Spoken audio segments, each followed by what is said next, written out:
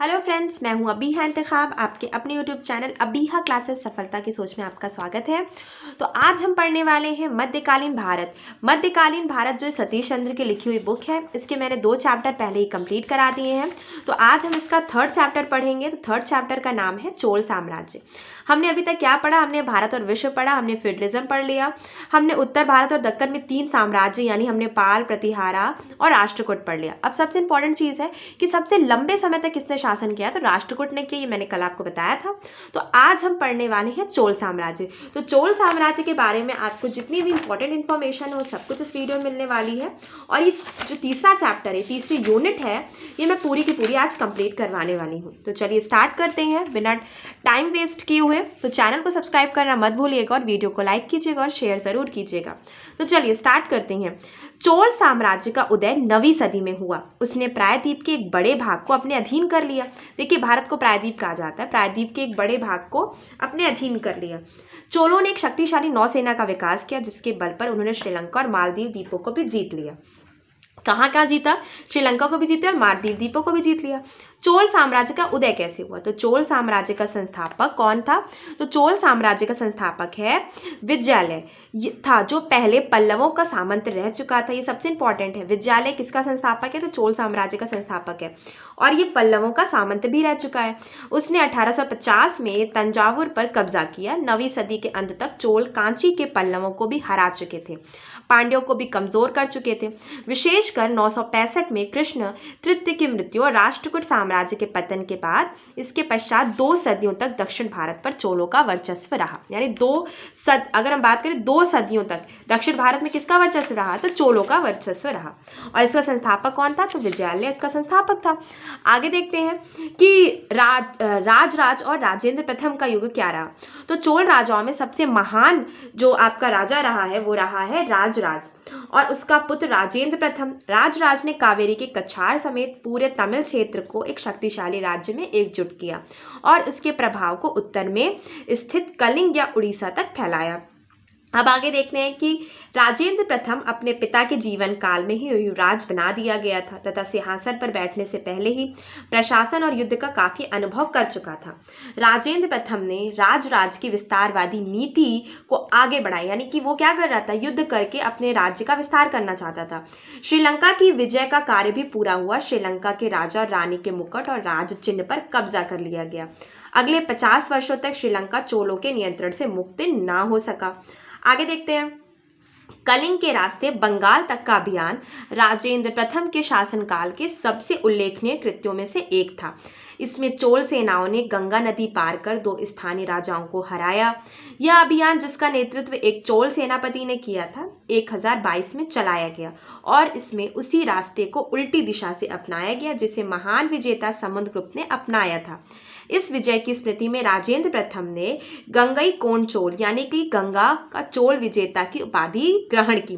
तो राजेंद्र प्रथम ने गंगई कोण चोल की उपाधि कब धारण की? जब उसने, हम देख सकते हैं यहाँ पे कि समुद्रगुप्त की तरह एक उसने विशाल, जिसे कह सकते हैं सेना, अपनी सेनापति के द्वारा उसने गंगा नदी पर पार स्थानीय राजाओं को हरा दिया और वहाँ पे अपनी विजय स्थापित की। तो उसने गंगा का चोल विजेता की उपाधि धारण कर ली। उसने कावेरी नदी के मुहाने के पास अपनी नई राजधानी बनाई और उसका नाम गंगईकोट चोलमपुरम यानी गंगा के चोल के विजेताओं का नगर रखा। भाई किसने बनाई कावेरी नदी के मुहाने पर?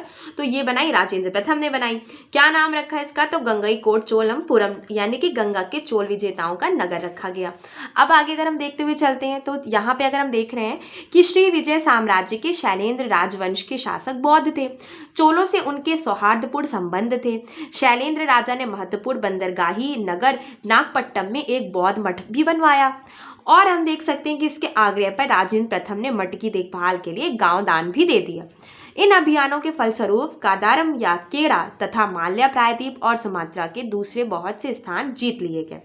चोल नौसेना इस क्षेत्र में सबसे शक्तिशाली रही और कुछ समय तक बंगाल की खाड़ी चोलों की झील बनी रही। आगे देखते हैं कि चोल प्रतिनिधि मंडल 1016 और 1033 में चीन पहुंचे। 70 सौदागरों का एक चोल प्रतिनिधि मंडल 1077 में चीन गया और एक चीनी वृत्तांत के अनुसार कांच के सामान, कपूर, जरी के वस्त्र, गेंडों, सींगों, हाथी दांत आदि के रूप में दिए नजराने के बदले उसे ताम्र मुद्राओं की 81,800 मुद्राएं प्राप्त हुईं, अर्थात 4 लाख रुपए से भी अधिक। व्यापार के लिए लाई गई सभी वस्तुओं के लिए चीनी लोग नजराना शब्द ही प्रयोग करते थे। यानी वो सबसे पहले जो व्यापार के लिए वस्तुएं लाते थे तो उसके लिए क्या प्रयोग करते थे? ट्रिब्यूट यानी नजराना शब्द प्रयोग करते थे। चोल राजा बराबर चालुक्यों से लड़ते रहे। उन्होंने राष्ट्रकूटों की जगह ले ली। इन्हें परवर्ती चालुक्य कहते थे और उनकी राजधानी कल्याणी में थी। अब देखिए इनकी राजधानी क्या होगी भाई? कल्याणी में होगी। राष्ट्रकूटों की जगह किसने ले ली? तो चोल राजाओं ने राष्ट्रकूटों की जगह ले ली। आगे देखते हैं हम यहाँ पे कि 12वीं सदी तक, कब तक भाई? 12वीं सदी तक चोल साम्राज्य का फलना फूलना जारी रहा, पर 13वीं सदी के आरंभ भाग में इसका पतन हो गया। 12वीं सदी तक यानी मैंने स्टार्टिंग में बताया कि 2 सदी तक ये बहुत अच्छे से चले, लेकिन 13वीं सदी के आरंभ में इनका पतन हो गया। महाराष्ट्र क्षेत्र का परवर्ती चालुक्य साम्राज्य भी 12वीं सदी में समाप्त हो चुका था। दक्षिण में चोलों की जगह पांड्यों और होयसलों ने ले ली और परवर्ती चालुक्यों की जगह यादव और काकतियों ने ले ली। अब देखते हैं कि इनका शासन कैसा रहा, मतलब 2 सदी तक इन्होंने जो शासन किया वो शासन की स्थिति क्या रही। तो चोल शासन स्थानीय स्वशासन, राजा पहले की तरह चोल प्रशासन में सबसे महत्वपूर्ण व्यक्ति था।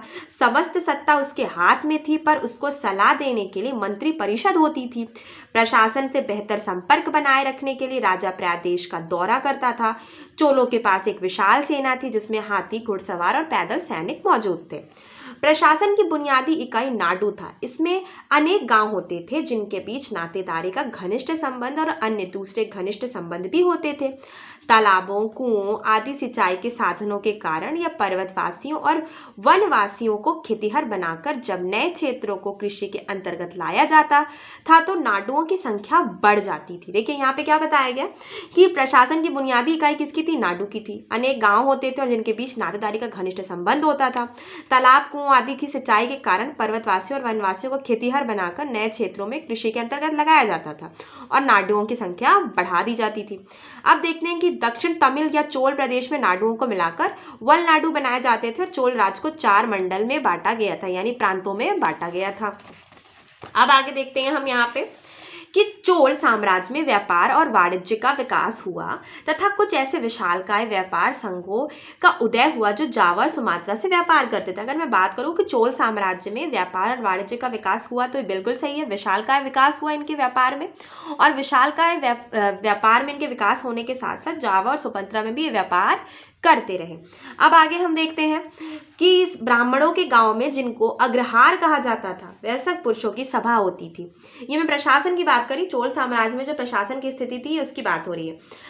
पुरुषों की सभा होती थी। ये गांव ब्राह्मणों से आबाद थे तथा इनमें अधिकांश भूमि राजस्व मुक्त होती थी। इन गांवों को बहुत अधिक स्वायत्ता प्राप्त थी, यानी कि बहुत अधिक आज़ादी प्राप्त थी। गांव के मामले एक कार्यकारी समिति संभालती थी जिसमें संपत्तिशाली शिक्षित व्यक्ति या तो पर्चियां डालकर या बारी बारी चुने जाते थे, यानी इलेक्शन टाइम का जिसे आप कह सकते हैं यहाँ पे सिस्टम था। हर 3 साल पर इन सदस्यों को पदमुक्त होना पड़ता था, यानी कि चेंज होता थे, ये पोस्ट इनकी चेंज हो जाती थी, किसी और को बनाया जाता था।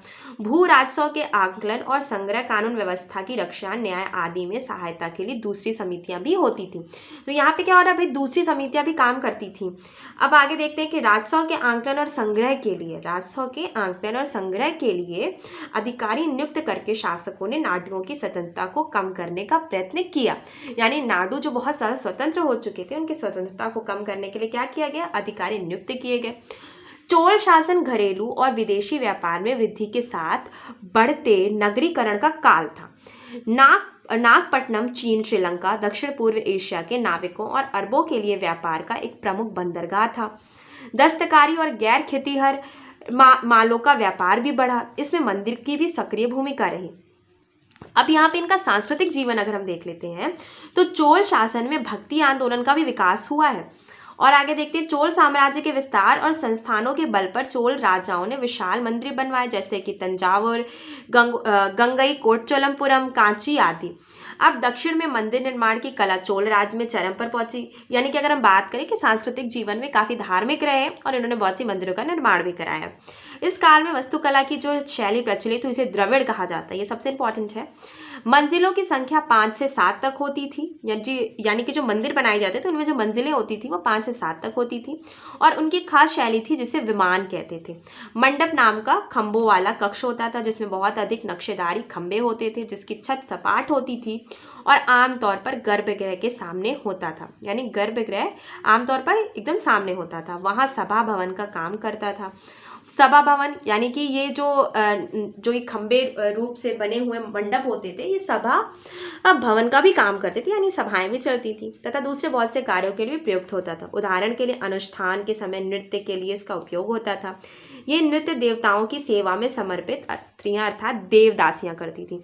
देवदासियों का मैटर ये होता था कि देवदासी जो होती थी उनका विवाह कहीं ना कहीं भगवान से कर दिया जाता था, तो ये मंदिरों में रहती थी, नृत्य करती थी, तो इन्हें देवदासी कहा जाता था, यानी ये देवों की दासी होती थी। लेकिन ये देवों की दासी होती थी, लेकिन ये कहीं ना कहीं राजाओं की भी दासी होती थी। इन्हें नृत्य करने के लिए भी रखा जाता था।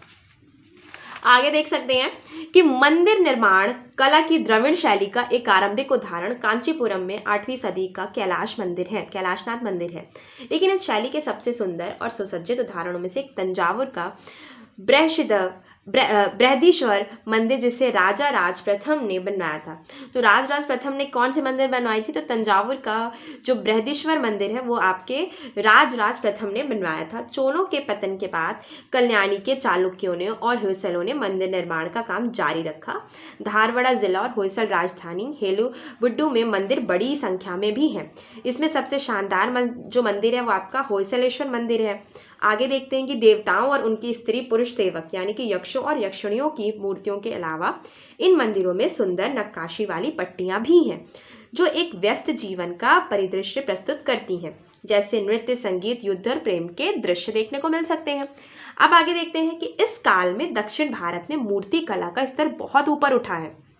इसका एक उदाहरण श्रवण बेलगोला में गोमेतेश्वर की विशालकाय प्रतिमा है। मूर्ति कला का एक और पहलू छवि निर्माण था जो शिव की नृत्य मुद्रा के रूप में है, जिसे नटराज कहते हैं। ये वेरी इंपॉर्टेंट है, जिसे नटराज कहते हैं। अपने चरम पर पहुंचा इस काल के नटराज की मूर्तियां, खासकर वे जो कांसे की बनी होती थी, सर्वश्रेष्ठ मानी जाती हैं। भारतीय और विदेशी संग्रहालयों में इसके अनेक सुंदर नमूने देखने को मिल सकते हैं। अब आगे देखते हैं कि कंबन को 11वीं सदी के उत्तरार्ध और 12वीं सदी के आरंभ का कवि माना जाता है। इस काल को तमिल साहित्य का स्वर्ण युग माना जाता है। भाई तमिल साहित्य का स्वर्ण युग किसे माना जाता है? तो कंबन को जो तमिल साहित्य का स्वर्ण युग है वो चोल साम्राज्य का जो टाइम रहा उसको माना जा सकता है, और इसमें कंबन और जो सबसे प्रसिद्ध कवि हैं वो इसी काल के रहे। कंबन कृत रामायण को तमिल साहित्य का एक क्लासिक माना जाता है, यानी कि उन्होंने कैसे एकदम परंपरागत रूप से जो चीज़ें लिखी हैं, तो यहाँ पे हम देख सकते हैं कि इन्हें यहाँ पे क्लासिक माना जाता है। ऐसा समझा जाता है कि कंबन एक चोल राजा के दरबार में रहते थे। दूसरे बहुत से लोगों ने रामायण और महाभारत से विजय ग्रहण के लिए इस तरह के इन महाकाव्यों को जनता के और पास ले आए। राष्ट्रकूट राजा अमोघवर्ष, ये बहुत इंपॉर्टेंट नाम है अमोघवर्ष। अगर आपने लिटरेचर पढ़ी है तो आप उसमें भी जानते हैं कि ये कवि भी रहे और राजा भी रहे राष्ट्रकूट के। तो राष्ट्रकूट राजा अमोघवर्ष ने कन्नड़ में काव्य शास्त्र पर एक पुस्तक लिखी थी। कन्नड़ के विकास में अनेक जैन विद्वानों का भी योगदान रहा। पंपा, पोन्ना और रन्ना कन्नड़ काव्य के 3 रत्न माने जाते हैं। ये सबसे इंपॉर्टेंट है। पूछा जा सकता है आपको कि पंपा किस काव्य से संबंधित है, तो कन्नड़ काव्य से इनका संबंध है। ऐसे क्वेश्चन आ सकते हैं आपके। नन्नय्या ने जो एक चालुक्य राजा के दरबार में था, तेलुगु में महाभारत की रचना आरंभ की थी। उनके शुरू के काम को 13वीं सदी में टिक्ना ने पूरा किया। देखिए, जो नन्नय्या है इन्होंने एक चालुक्य राजा के दरबार में काम किया और इन्होंने तेलुगु में महाभारत की रचना आरंभ की थी, लेकिन इनके काम को समाप्त 13वीं सदी में हुआ है और ये टिक्ना ने पूरा किया। तो ये आपका जो ये 3rd चैप्टर है चोल साम्राज्य समाप्त हो चुका है। तो कल हम पढ़ेंगे आर्थिक और सामाजिक जीवन शिक्षा और आर्थिक धार्मिक विश्वास। ये जो 4था अध्याय है आपका, इसको हम कल पढ़ेंगे। तो आज ये चैप्टर आपके 3 चैप्टर पूरे कंप्लीट हो गए हैं। मैंने जो 3 यूनिट्स आपकी पढ़ाई हैं इसका रिवीजन करिएगा और चैनल को सब्सक्राइब करना मत भूलिएगा। तो आज का वीडियो बस इतना ही। थैंक यू दोस्तों।